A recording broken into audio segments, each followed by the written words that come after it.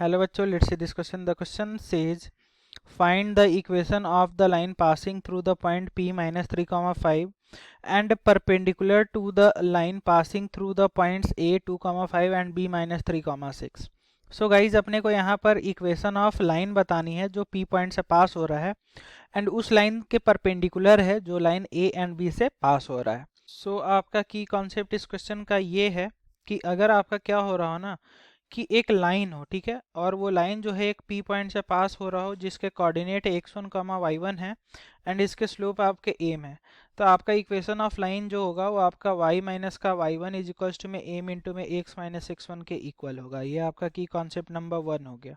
अब आपका की कॉन्सेप्ट नंबर 2 ये है कि अगर एक लाइन क्या हो रहा हो कि दो पॉइंट से पास हो रहा हो. एक पॉइंट है a जो कि x1 कॉमा y1 है एंड दूसरा पॉइंट है b जो कि आपका x2 कॉमा y2 है. ठीक है, तो यहाँ पर जो स्लोप ऑफ आपका ए बी होगा वो आपका इक्वल हो जाएगा y2 minus y1 and divide में x2 माइनस x1 के इक्वल. एंड जो थर्ड की कॉन्सेप्ट है वो आपका ये है कि अगर दो लाइन एक दूसरे के परपेंडिकुलर हैं, ठीक है, तो यहाँ पर इनके जो स्लोप का रिलेशन होगा ना, तो अगर इनके स्लोप का जो रिलेशन होगा वो आपका m1 इजकल्स में -1 बाई m2 के इक्वल हो जाएगा. ठीक है, सो गाइज अब हम लोग क्वेश्चन पर चले. तो क्वेश्चन में क्या गिवन है कि अपना जो लाइन है ना, ठीक है, वो एक लाइन के आपके क्या है परपेंडिकुलर है. इस लाइन के आपका परपेंडिकुलर है जो कि आपके दो पॉइंट से पास हो रहे हैं एंड वो पॉइंट आपका कौन कौन सा है, तो 2,5 एंड आपका सेकेंड जो पॉइंट है वो आपका -3,6 है.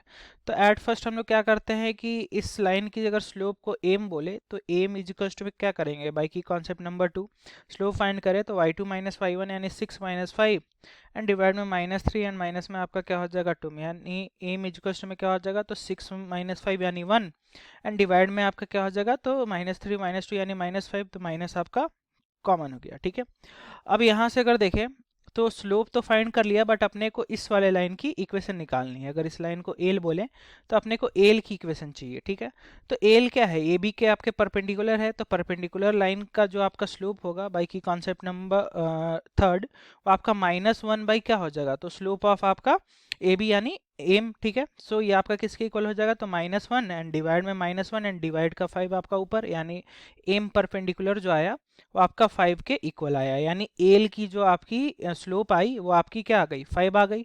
अब जो एल है ना वो आपका एक पॉइंट से पास हो रहा है एंड वो पॉइंट कौन सा है तो -3,5. ठीक है, सो अब की कॉन्सेप्ट नंबर 1 का यूज करें तो इक्वेशन ऑफ लाइन क्या हो जाएगा y माइनस y1 यानी y माइनस का 5 इज इक्वल्स टू में एम, तो एम आपका क्या है 5 इंटू में x माइनस x1 यानी x माइनस माइनस प्लस का आपका 3 हो जाएगा, यानी y minus 5 is equals to में 5x प्लस में आपका क्या हो जाएगा 15.